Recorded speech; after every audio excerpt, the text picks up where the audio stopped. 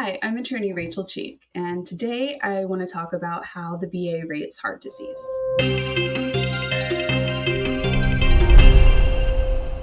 Hey, Nate here.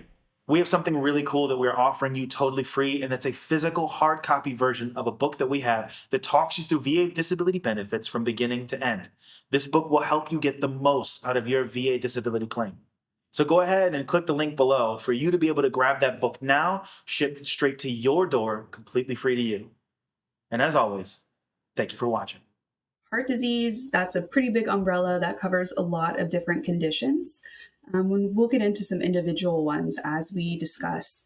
But for the majority of heart conditions, the VA is going to use what they call their general rating formula for heart diseases. This is found in the in the country's Code of Federal Regulations. The VA regulations and criteria for all conditions are online. They're available for anyone to look at. But I wanted to review some of these criteria, especially for the heart conditions today, as we see heart conditions a lot. So this is something that you may encounter yourself if you suffer from cardiac conditions related to service. So the important thing for the general rating formula for heart diseases is going to be your METs level. MET stands for metabolic equivalent. And what that does is it basically measures the amount that your heart needs to work in order to do certain types of activities. So, for example, one MET is the equivalent of the energy that it takes to stand quietly at rest. So, VA rates heart conditions based on how many METs that you can handle before you start having symptoms of your cardiac condition. These symptoms include breathlessness, fatigue, chest pain, dizziness, arrhythmia, irregular heartbeat, palpitations, or even passing out. Obviously, getting to the point physically of having you experience these symptoms is not something that's safe to do for a lot of veterans with severe heart conditions. So the VA doesn't always measure this by having you do an actual stress test and like run on a treadmill, as you may have seen. Certain conditions they do, but don't worry if you have had a serious heart condition, if you were, suffering from symptoms and you get scheduled for a CMP exam, they're not going to make you run on a treadmill. They're going to instead do interview-based METS questions. So the way that they figure out what your METS level should be is they're going to ask you about certain activities. So again, this is the general rating formula for heart diseases. So for almost every type of heart condition that you can have, these questions will probably be asked to you at your CMP exam. So something important is to know what questions they'll ask, what questions they should ask. And they might not always ask it exactly this way. I'm reading from the Disability Benefits Questionnaire form that the VA uses to rate heart conditions. So this is the criteria that they use. This is what CMP examiners should be asking. There are different levels of ratings that you can get for heart conditions that are rated under the general formula: 100%, 60%, 30%, and 10%.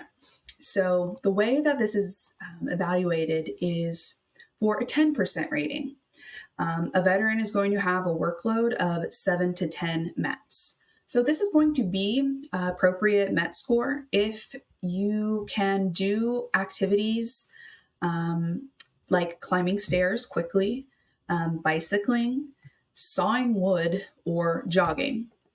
If you can do all of those activities, or if you can do some of those activities, but you start to experience any of those symptoms: breathlessness, fatigue, chest pain, dizziness, or even passing out or feeling faint, then 7 to 10 METs, it might be the appropriate level. I cannot tell you how many CMP exams I have seen that say one of my 75-year-old veterans who are not in good health their heart condition is reflective of 7 to 10 METs. Yeah. So that if you have a finding of 7 to 10 METs, that's equivalent to a 10% rating for your heart condition. Going up in severity, 5 to 7 METs. Now, this is where we're looking at a 30% rating for your heart. So this is going to be if you have any of those heart symptoms at the activity levels for activities such as walking one flight of stairs, golfing without a cart, mowing lawn with a push mower, or doing heavy yard work like digging. So again, you start to experience heart symptoms doing these activities. A 30% rating might be accurate. Again, you can do activities requiring less energy than these activities with no problem. If you have problems with activities that require less energy than walking up a flight of stairs, again, mowing the lawn with a push mower, that type of thing, you probably should have a higher rating. So let's move up. 3 to 5 METs. This will be consistent with a 60% rating for a heart condition. And this is going to be when you are experiencing symptoms of your heart problems during activities such as light yard work, so like weeding versus digging, mowing lawn with a power mower, or quick walking. They say 4 miles an hour. I think that's usually about what I walk, and I am always told I walk way too quick. So that'd be speed walking maybe for some people. If that's at the point where you start to experience heart symptoms, 60% rating would be correct. Now, again, the heart conditions ratings jump from 60% to 100%. And that's where we're looking at 1 to 3 METs. So remember, 1 MET is the equivalent of just standing quietly, not doing any activity. So we're looking here at 1 to 3 METs. These are going to be activities that wouldn't be a problem for people who don't have these severe heart problems. So these are going to be activities like eating breakfast, lunch, or dinner, taking a shower, walking slowly for 1 to 2 blocks maximum. If you have heart symptoms, which again can be shortness of breath, fatigue, chest pain, dizziness, or feeling faint at those types of activities, your MET score should be checked in the 1 to 3 box, and you should be getting 100% rating for your heart. Now, sometimes I will see the VA. Recall I just said I see 75-year-old veterans where the examiners will estimate that they can do 7 to 10 METs, which again is activities like quickly climbing stairs and sawing wood. Where I most often see that is when a veteran has multiple health conditions, because technically the way that VA is going to rate your heart conditions, the METs level that they find should be solely based on your heart condition. So what that means is when a veteran has maybe a heart condition, coronary artery disease, but they also have a respiratory condition like COPD. Well, you're going to have shortness of breath due to that COPD, probably a lot quicker than a veteran with just the heart condition might have. So the VA asks examiners, so the METs levels that you find on this interview test, are they only due to the heart condition? And the examiner will say yes or no. If they say no, then there's another section of the test where they are supposed to examine, or they don't examine, they estimate your METs level based only on your heart condition. So if you're a little like, what? That's, yeah, same. This basically is asking the examiners to use their imagination based on, okay, well, if the veteran didn't have this condition that he has, this respiratory condition, what would his METs level be? And there's not really any way to tell that. It usually is just relying on the estimation of an examiner who, unfortunately, a lot of times makes those crazy judgments, such as finding someone in poor health could do 7 to 10 METs if it were only their heart condition. So That's something that I do want you to be aware of in case you go to a CMP examination, you answer these questions, and you're like, yeah, I have shortness of breath when I'm just mowing the lawn on a power mower. That should get you a 60% rating. But if the examiner is trying to say that a different condition that you have um, also causes in your limitation, VA asks them to estimate, well, what percentage is just the heart condition? METs, your METs equivalent, that is going to be the big factor of determining your heart rating under the general rating formula. However, there are going to be some specific heart diagnoses that are going to be rated differently. When we're looking at the 30% rating for your heart condition, even if your METs level is anywhere from 7 to 10, and they say, no, you can do these activities, but if there's lab work and imaging showing that you have cardiac hypertrophy, meaning it's too large or larger than it should be, or dilatation, then you should get a 30% rating regardless of what your MET score is. So if you have objective lab evidence showing either hypertrophy or dilatation, that's going to be a 30% rating. Similarly, again, you could have the 7 to 10 METs. You could fall in that category and get a 10% rating. Or if you require continuous medication to control your heart condition, that also gets you a 10% rating. So going into more specific diagnoses, there are some specific rules for rating them. So for example, with a myocardial infarction or a heart attack, in other words, you are required to be rated 100% from the time that you're hospitalized to 3 months following that myocardial infarction. After those 3 months, so again, you've got the 100% rating from the time you go in to 3 months after you're discharged from the hospital. But after 3 months, then the VA is going to use the general rating formula and go over those METs categories that we talked about.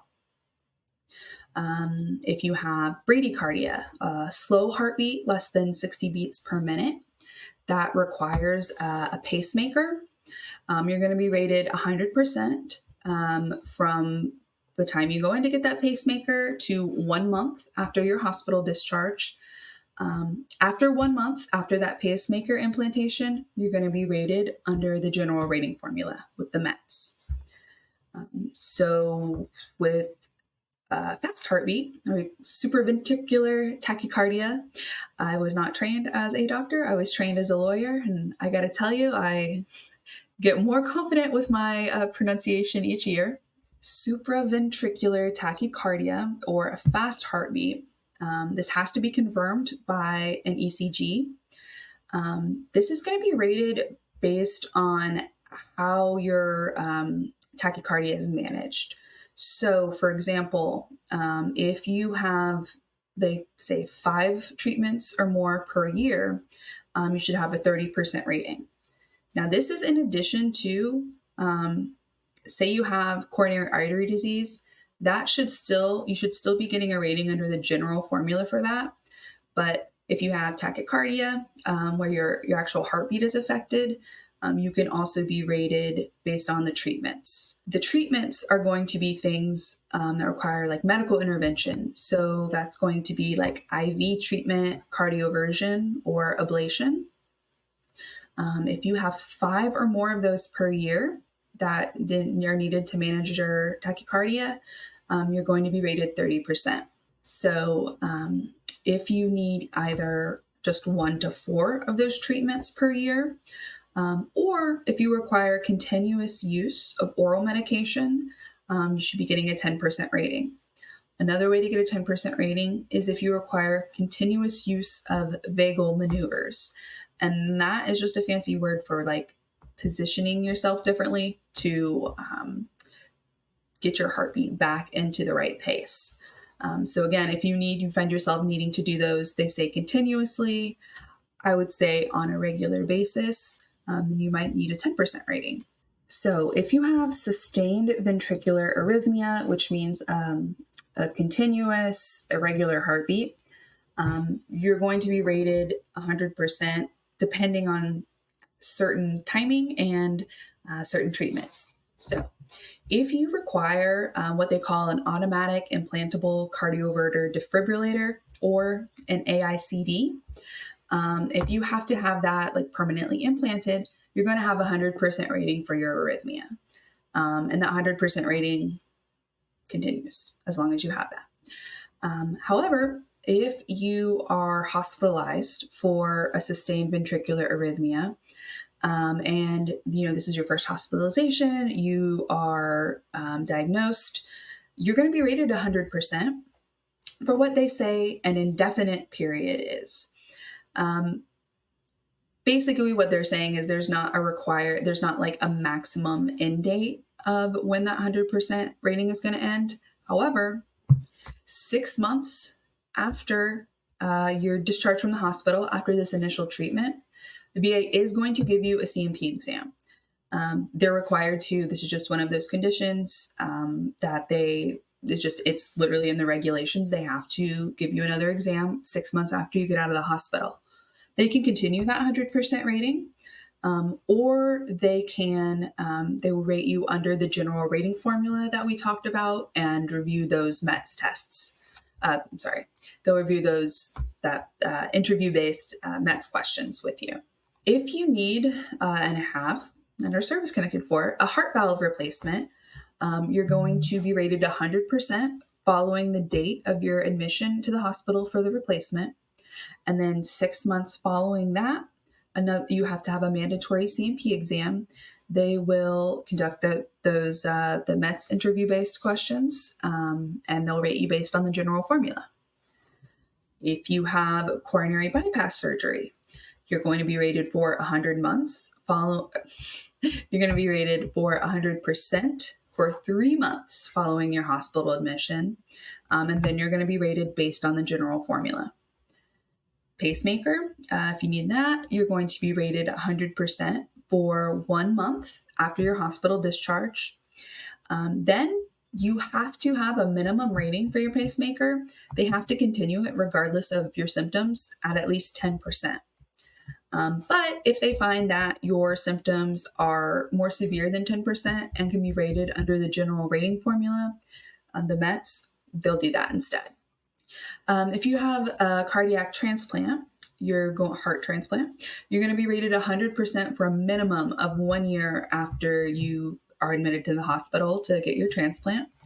And then after 1 year, you'll have a mandatory CMP exam, and they will ask you those METS questions and rate you based on the general formula. There are other types of heart conditions. These are the main ones that we see. These are that are discussed particularly in the VA's rating criteria. Again, that is accessible online for anyone who wants to access it. We can link below. Thank you for taking this journey with me through the land of heart condition ratings. If you have any questions, please let us know. If you have any other conditions that you'd like us to talk about, please let us know.